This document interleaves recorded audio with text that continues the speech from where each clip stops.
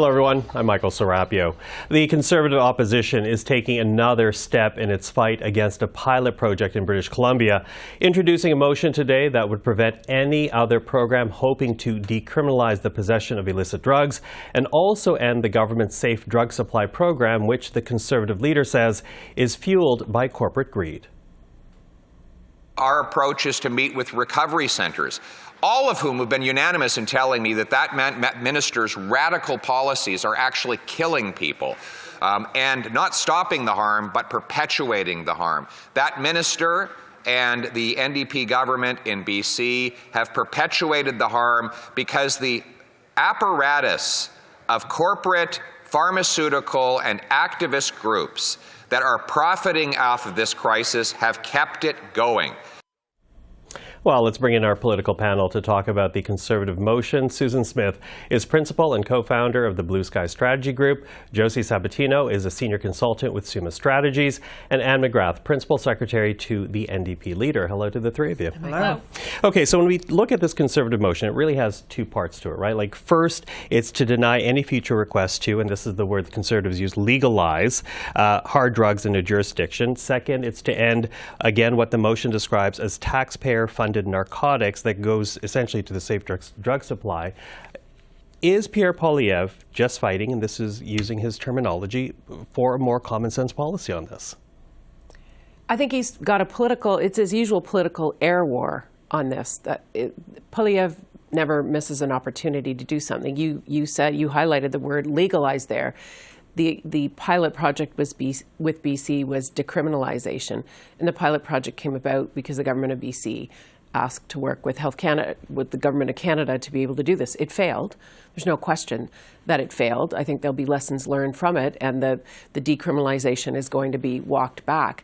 But Mr. Poilievre never misses an opportunity to blow additional hot air into something that, in terms of the framing of it, the hot air is right in the fact that the opioid crisis is a major issue. Governments have to do something. The government of BC tried a different approach. It didn't work, but they said it didn't work, so we'll try something else. So I think it's not constructive what Mr. Poilievre is doing. He's using it for points and for mailing opportunities for fundraisers. And Josie? Well, I think when we're talking about decriminalization and safe supply, in isolation, these policies make sense. But in the practical application that we've seen in BC, we've seen some real policy failings. And every time, somebody came forward to blow the whistle about these kind of things, they were labeled as fearmongers. But what we've realized out of all of this is that there were very real concerns. I mean, the Deputy Chief of Police from Vancouver testified at the federal committee saying that safe supply was being sent into the black market. And that's something that has really real consequences, not only because it's taxpayer funded, but because those drugs end up back at the supply and out there for people to obtain. So I think Mr. Poilievre, when he's talking about this, he really is hitting on some of those concerns that Canadians have brought forward. Anne, what do you say to that? Well, first of all, I would say that British Columbia and really everywhere across the country is dealing with a serious health emergency, I think. And there are things some things that have been shown to work and other things haven't, right? So I think that this is a very politicized, it's basically weaponizing a health crisis for political gain. But really, I mean, I think that you have to look at this from the lens of being compassionate, compassionate to the users of drugs, and really pay attention to the dangers of the toxicity that's going into the drug supply, and the families and loved ones who are dealing with this, but also the public who wants to feel like they have that they're not being kind of faced with a lot of the really dangerous aspects of this. So like alcohol is decriminalized, but you can't walk down the street with with a bottle of beer, right? So I think that you can have decriminalization and still have some kind of rules around how that decriminalization is rolled out. But it has to come from a place of compassion and recognizing that this is a health crisis, not a criminal issue. Yeah, I hear what you're saying, but without a doubt, there's a wedge element in this motion as well, right? Because the preamble in it clearly says the following: that quote, since the NDP Liberal Prime Minister took office, opioid overdose deaths across Canada have increased by 166%. You know, I hear the argument you're making here, Anne, but I wonder about Liberals and New Democrats, whether or not they're going to have a hard time making that point to Canadians, because the point is more complex than the criticism. Well, there is a danger, there is a difficulty in describing all the complexities around this. But one thing I do know is that there probably aren't very many families in Canada that haven't had some first-hand experience with the problem of the opioid crisis. And you know, one of the big problems, and you're right, it's a hard one to communicate, but one of the big problems is that when someone decides that they want recovery or treatment, it has to be there for them. And it's a big problem is that someone might say, I'm ready to stop, and then they get put on a wait list for 6 months, a year, whatever that is. So I don't think you can say that there's one problem or one solution. And I don't think you should be cutting things off from just a kind of an ideological point of view. Mm-hmm. Susan, what do you say to that? Because you know the government does find itself, even if you say this was a BC request and ask of the federal government still had to grant that request. Yeah, and I think this is a case actually where cooperative federalism works, ironically, because the BC government worked with the federal government to try a pilot. A pilot by its own very nature is an experiment.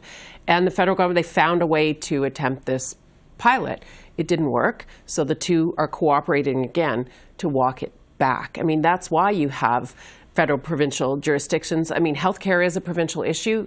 The case of illegal drugs is a federal issue. I think. But how do you sell that to Canadians, though, when, again, there's this complexity in the answer versus really an argument being made that this is a problem, this program's not working? Mr. Poilievre would like to simplify it and say, whatever the rain outside is Mr. Trudeau's fault, the opioid crisis is Mr. Trudeau's fault, the fact you have a cold is Mr. Trudeau's fault. He likes to boil it right down, and that's very easy from a political messaging perspective if you want. You're right, it is a complicated message to try on the other side. But I think we need all levels and all partners to address the issue. There are things that feds can do, greater border services, more RCMP collaboration, but there are municipal and provincial police forces. And so it's not a one-size-fits-all solution. And because of our jurisdiction, our Section 91, Section 92, the provinces usually scream if you step into provincial jurisdiction on healthcare.